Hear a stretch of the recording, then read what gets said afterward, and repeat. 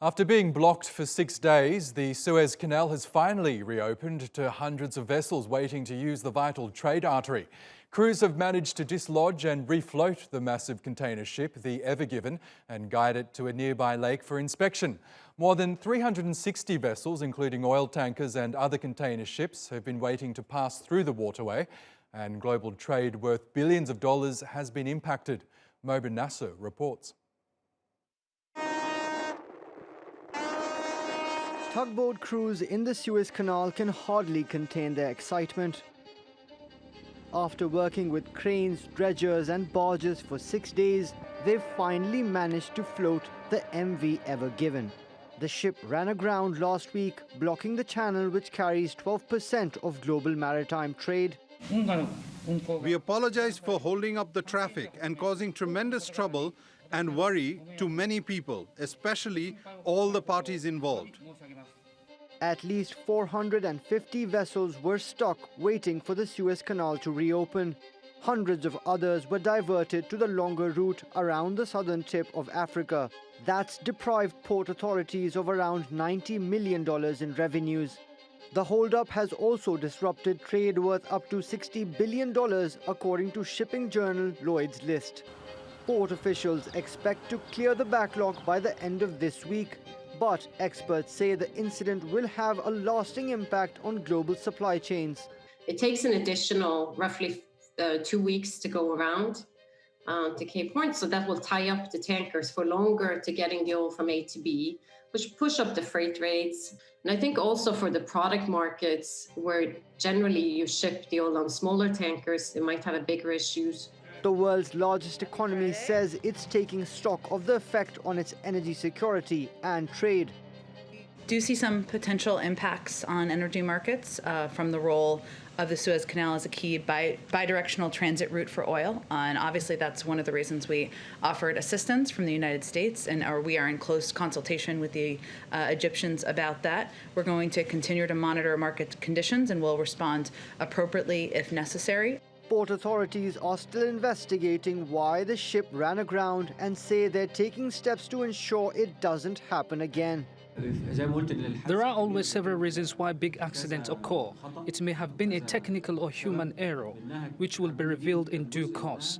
Many errors may be to blame, but we can't prove anything yet. But after suffering big losses, some traders and shipping companies may already be searching for an alternate route.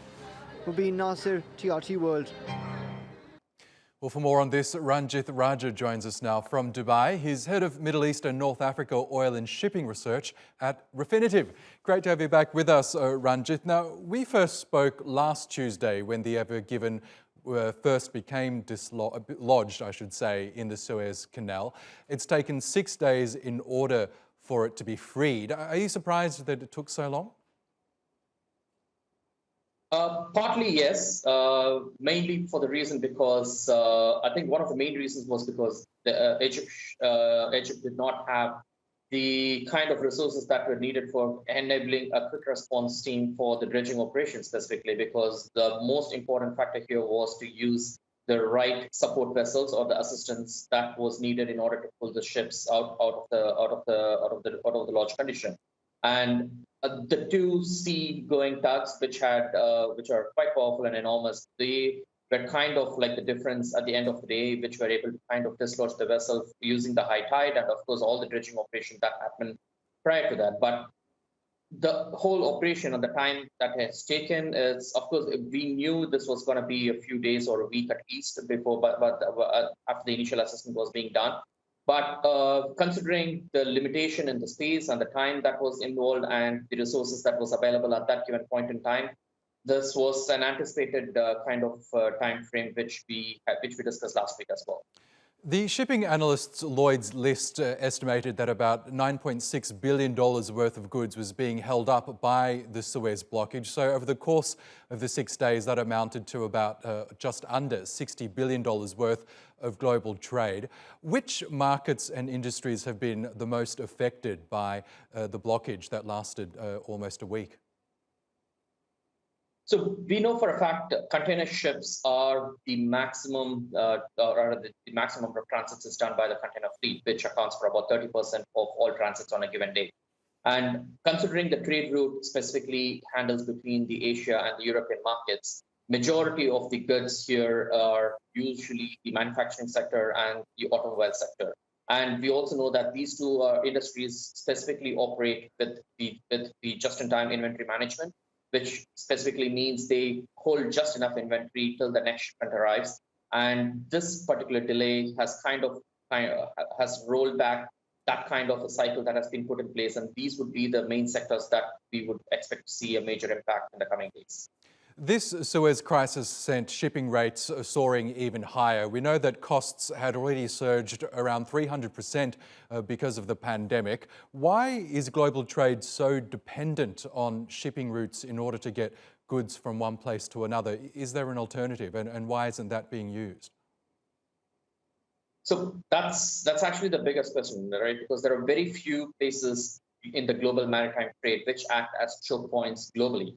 Suez Canal is one of them. We have the Panama Canal, we have the Malacca Straits, we have the Strait of Hormuz, all critical waterways which handles and enables the global maritime trade to function seamlessly. And that's all the more important why we need to be all the more careful in terms of ensuring safe navigation in these waters and ensuring additional precautions. But again, that being said, this has been a one-off situation. I mean, trade has been going through the canal for almost more than a century now, and there have been very few incidents that have actually caused delays in terms of the transits. So we cannot take one-off incident as a precursor and change the entire trade dynamics in terms of how it has been planned and how it has been enabled for all these years. Yes, there will be a deep investigation that will be done in order to make sure this doesn't repeat, which will basically involve more additional safety precautions and security measures to make sure even if such an incident occurs, maybe to have additional resources in place, more experienced people in place to kind of advise based on prior history. But those will be the kind of the way forward in order to make sure this goes without any changes. Yeah, so that does lead me to my next question. Just given the severe disruption to global trade that the blockage of the Suez Canal caused over just 6 days, what measures exactly